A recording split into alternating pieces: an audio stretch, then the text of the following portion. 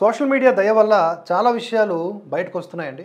ఉగ్రవాదుల దాడి ఘటన వాటికి సంబంధించిన పోస్టులు మనం ఏమైనా షేర్ చేస్తున్నప్పుడు దాని కింద లాఫింగ్ ఐకాన్లు ఉంటాయి. అంటే జనం ప్రాణాలు కోల్పోయినటువంటి ఘటనలు ఉంటాయి కదా, అంటే ఉగ్రవాదుల దాడిలో వాటికి లాఫింగ్ ఐకాన్లు ఇచ్చేటటువంటి జాతి సంత ఏదైతే ఉందో వాళ్ళు స్పష్టంగా కనిపిస్తూ ఉంటారు.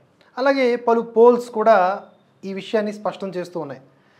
ఈ మధ్య బాగా ప్రాచుర్యంలోకి వచ్చినటువంటి ఆర్టీవీ ఒక పోల్ పెట్టింది. పైన ఒక డిబేట్ నడుస్తూ ఉంది, కింద ఒక పోల్ పెట్టిందనమాట. ఏంటా పోల్? ఇండియన్ ఆర్మీని ఓడించే దమ్ము పాకిస్తాన్కి ఉందా? This is what the question. ఒక భారతీయుడిగా ఉంది, ఎందుకు ఉండదు? అవసరమైతే మనం అన్ని విధాలుగా సహకారం ఇస్తాం మన భద్రతా దళాలకి, మన ప్రభుత్వాలకి అని అనాలి. అది కదా జనరల్గా వచ్చే ఇమీడియట్ రియాక్షను. అమ్మో ఓడిపోతాం, లేదు మనకంత సీన్ లేదు అని అనం కదా. కానీ ఇక్కడ ఈ క్వశ్చన్కి ఇండియన్ ఆర్మీని ఓడించే దమ్ము పాకిస్తాన్కి ఉందా అంటే ఎస్ అని 17% మంది చెప్పారు, నో అని 83% అన్నారు. ఈ 17% ఎవరు? మీకు భారత్ మీద ఎందుకు నమ్మకం లేదు?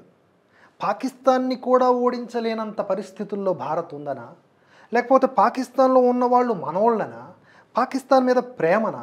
ఏమిది అంటున్నా. అంటే ఇలాంటి 17% పీపుల్ ఆఫ్ మైండ్ సెట్స్ మన మధ్యలోనే తిరుగుతూ ఉంటాయి, మనలాగే ఉంటాయి, కానీ మనల్ని బొక్కలో పడేస్తాయి. కశ్మీర్లో ఉన్నటువంటి స్థానికులే పారిపోవడానికి అవకాశం లేకుండా ఉగ్రవాదులకు చాలా ఈజీ టార్గెట్స్ అయ్యేలాగా మిస్గైడ్ చేశారు కదా. అలాంటి డిఎన్కే గాళ్ళే మన మధ్యలో తిరుగుతూ ఉంటారు. దేశానికి వ్యతిరేకంగా ఉన్నవాళ్ళు ఎవరైనా సరే, ఏ మతస్థులైనా సరే, భారతదేశానికి వ్యతిరేకంగా, జవాన్లకు వ్యతిరేకంగా మాట్లాడే ఏ సన్నాసి అయినా సరే ఈ భూమి మీద, ఈ భారతదేశంలో ఉండడానికి అర్హుడు కాడు. నిజంగా మీకు అంత ప్రేమ ఉంటే పాకిస్తాన్ వీసా ఎలాగోలా తెచ్చుకొని వెళ్ళిపోవచ్చు కదా, అక్రమంగానే ప్రవేశించేసి వెళ్ళిపోవచ్చు కదా. ఇది ఈ దేశ పరిస్థితి.